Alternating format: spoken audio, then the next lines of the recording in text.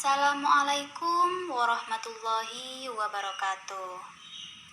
Kali ini bersama saya Yati Matus Sa'dia, mahasiswa semester 7 di kelas ekstensi B.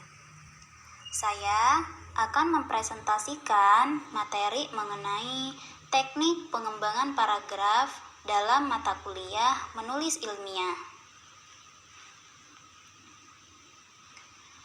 Paragraf atau alinea berlaku pada bahasa tulis, sedangkan pada bahasa lisan digunakan istilah paraton. Brown dan Yule 1996.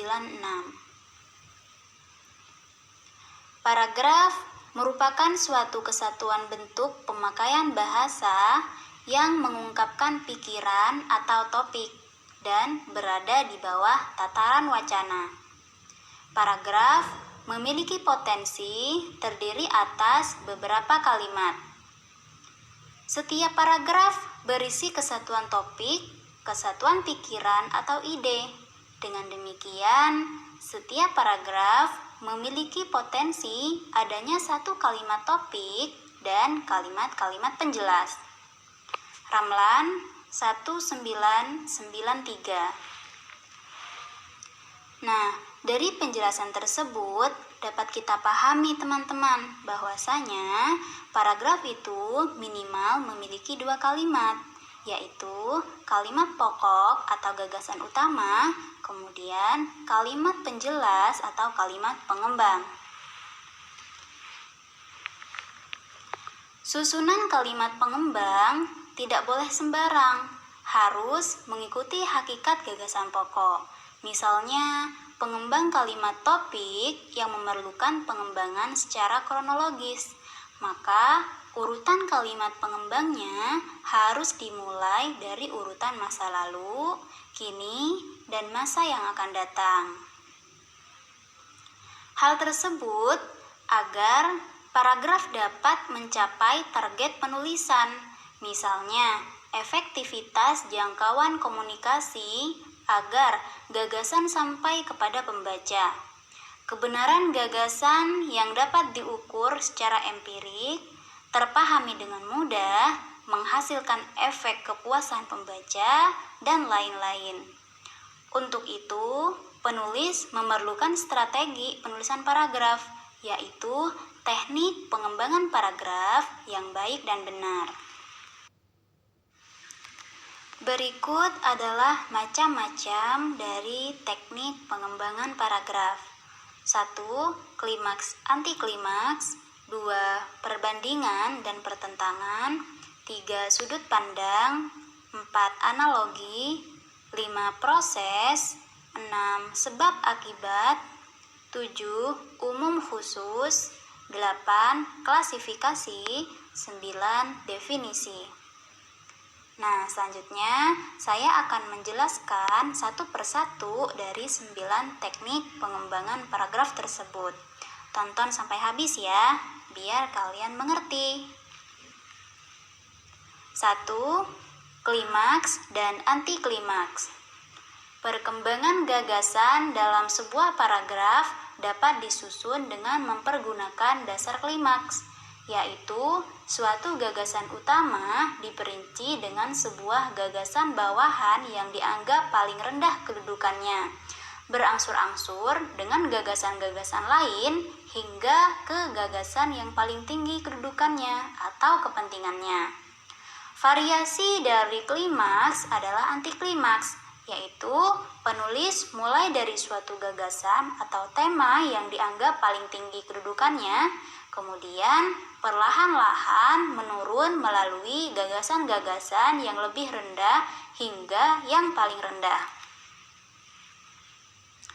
Contohnya, fungsi handphone atau HP mengalami perkembangan dari zaman ke zaman sesuai dengan kemajuan teknologi. Dahulu, handphone hanya bisa digunakan untuk menelpon, menerima telepon, dan mengirim pesan. Namun, kini handphone sudah dilengkapi dengan berbagai aplikasi seperti chat, email, kamera, aplikasi ATM, dan sebagainya. Selain itu, dengan menggunakan handphone, seseorang juga dapat menerima uang, yakni dengan berjualan via online. Beberapa negara sudah bersaing mengeluarkan merek handphone yang terbaik seperti Cina, Jepang, dan sebagainya.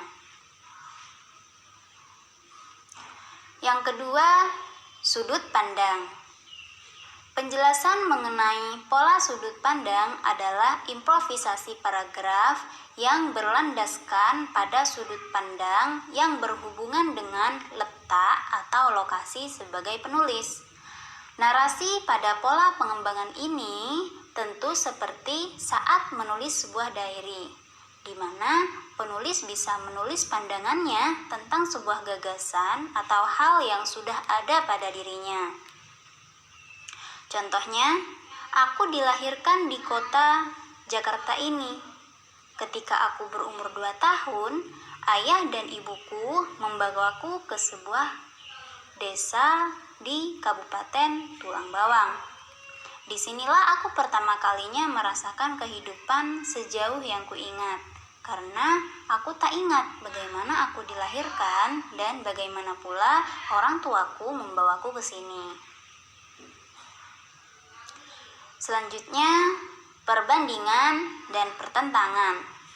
Yang dimaksud dengan perbandingan dan pertentangan adalah suatu cara seseorang pengarang menunjukkan kesamaan atau perbedaan antara dua orang, objek, atau gagasan dengan bertolak dari segi-segi tertentu.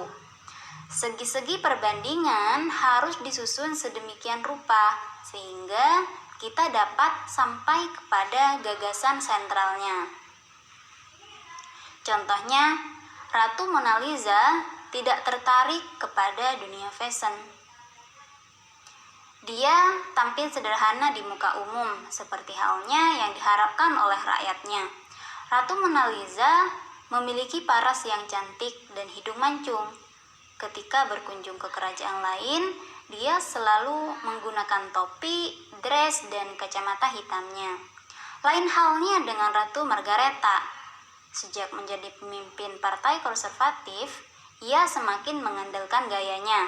Setiap hari membeli pakaian di toko termahal seperti gaun, scarf, tas, sepatu, dan lain sebagainya.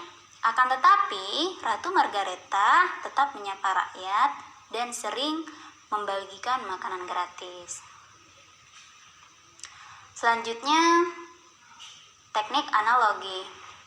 Teknik analogi adalah teknik pengembangan paragraf dengan membandingkan apa yang sedang dibahas dengan hal lain yang lebih dikenal secara umum. Pengembangan analogi biasanya dilakukan dengan kiasan. Kata-kata yang digunakan yaitu ibaratnya, seperti, bagaikan, dan lain-lain. Contohnya, menuntut ilmu bagaikan dengan mendaki gunung. Banyak rintangan sewaktu mendaki, seperti halnya hujan yang mengakibatkan jalan licin dan kabut yang mengakibatkan penerangan kurang tajam. Begitu pula bila seseorang menuntut ilmu akan mengalami beberapa rintangan seperti ekonomi yang rendah, malas belajar, dan sebagainya. Jadi, menuntut ilmu sama dengan mendaki gunung untuk mencapai puncaknya. Selanjutnya, proses. Proses merupakan suatu urutan dari tindakan-tindakan atau perbuatan-perbuatan untuk menciptakan atau menghasilkan sesuatu, atau urutan dari sesuatu peristiwa atau kejadian. Contohnya, sejatinya ada 3 langkah memahami makna teks puisi. Langkah yang pertama adalah memastikan perkataan penyair. Kedua, memperkirakan makna tersirat dalam teks puisi itu. Ada ungkapan klasik untuk itu, yakni penyair ada di dalam kata dan berada di luar bahasa. Kata-kata bagi seorang penyair bisa bersifat pribadi atau personal. Makna kata dan kata yang sama memiliki makna yang berbeda untuk penyair yang berbeda. Ketiga, menguji perkiraan sementara dengan membaca ulang teks puisi. Selanjutnya, sebab akibat. Pengembangan alinea dapat pula dilakukan dengan menggunakan pola sebab akibat sebagai dasar. Dalam hal ini, sebab bisa bertindak sebagai gagasan utama, sedangkan akibat sebagai perincian pengembangannya. Tetapi dapat juga terbalik. Akibat dijadikan gagasan utama, sedangkan untuk memahami sepenuhnya, akibat itu perlu dikemukakan sejumlah sebab sebagai perinciannya. Contoh pola sebab akibatnya. Batu akik saat ini sedang menjadi primadona, bukan hanya di kalangan bapak-bapak saja, bahkan ibu-ibu dan anak-anak pun juga menyukai batu permata ini. Tak heran harga batu akik untuk jenis tertentu sangat mahal dan pedagang batu akik mendapatkan untung yang tinggi. Berikutnya contoh akibat sebab. Banyak pedagang batu akik yang meraup keuntungan yang luar biasa. Hal ini dikarenakan kepopuleran batu akik setahun terakhir ini. Batu akik saat ini sedang menjadi primadona, bukan hanya di kalangan orang tua saja, bahkan ibu-ibu dan anak-anak pun juga menyukai batu permata ini. Selanjutnya, umum khusus. Cara mengembangkan gagasan-gagasan dalam sebuah alinea secara teratur terbagi dua. Pertama, gagasan utamanya ditempatkan pada awal alinea dan perincian-perinciannya terdapat dalam kalimat-kalimat berikutnya. Kedua, dikemukakan perincian-perinciannya, kemudian pada akhir alinea generalisasinya. Jadi yang satu bersifat deduktif, sedangkan yang lainnya bersifat induktif. Contohnya, umum khusus. Dalam melakukan sesuatu hal butuh perencanaan yang matang, seperti menulis agenda pada buku catatan kecil. Selanjutnya, membuat daftar agenda dari yang paling mendesak untuk dilakukan. Berikutnya, memulai dari yang paling mudah ke agenda yang tersulit. Konsisten terhadap agenda yang dibuat, insya Allah agenda yang sudah terencana dapat dilakukan dengan baik. Selanjutnya, klasifikasi. Klasifikasi adalah sebuah proses untuk mengelompokkan gagasan-gagasan yang dianggap mempunyai kesamaan-kesamaan tertentu. Oleh sebab itu, klasifikasi tertuju pada dua arah yang berlawanan, yaitu satu, mempersatukan satuan-satuan ke dalam suatu kelompok. Kemudian yang kedua, memisahkan kesatuan tadi dari kelompok yang lain. Contohnya, fi'il atau kata kerja dalam bahasa Arab terbagi menjadi tiga, yakni fi'il madhi atau lampau, fi'il mudhari atau sekarang dan yang akan datang, dan fi'il amar atau kata kerja perintah. Masing-masing kata kerja dari ketiganya memiliki bentuk dasar yang sama dan akan berubah mengikuti kaidah yang berlaku dalam bahasa Arab. Kemudian yang terakhir, definisi. Definisi dalam pembentukan alinea dapat usaha pengarang untuk memberikan keterangan atau arti terhadap sebuah istilah atau hal. Pada pengembangan paragraf ini menjelaskan tentang ide yang abstrak atau terminologi yang bisa membuat konflik yang memerlukan penjabaran lebih lanjut. Contohnya, sejatinya sebuah pergerakan mahasiswa terlahir dengan adanya sebuah cita-cita yang luhur, visi-visi yang jelas, serta kemajuan kuat membangun bangsa ini dari keterpurukan. Namun, yang terjadi saat ini sangat jauh berbeda dari tujuan berdirinya sebuah pergerakan tersebut. Pola pengkaderan yang salah atau melencengnya ideologi pergerakan membuat arah dan tujuan berubah. Langkah-langkah menjadi tidak pasti, tidak tegas, dan cenderung mementingkan kepentingan kelompok. Kampus dijadikan sebuah ladang garapan banyak pihak yang mengaku peduli akan cita-cita revolusioner. peduli akan nasib bangsa, pendidikan, dan lain-lain. Namun, pada kenyataannya, pergerakan mahasiswa saat ini lebih cenderung memikirkan bagaimana visi kelompok terwujud lebih cepat. Bahkan, beberapa pergerakan saat ini dijadikan sebuah sarana pengkaderan dan perpanjangan partai politik yang mengatasnamakan gerakan peduli rakyat, demokrasi, anti korupsi, dan lain sebagainya. Nah, dari pembahasan tersebut dapat kita simpulkan. 1.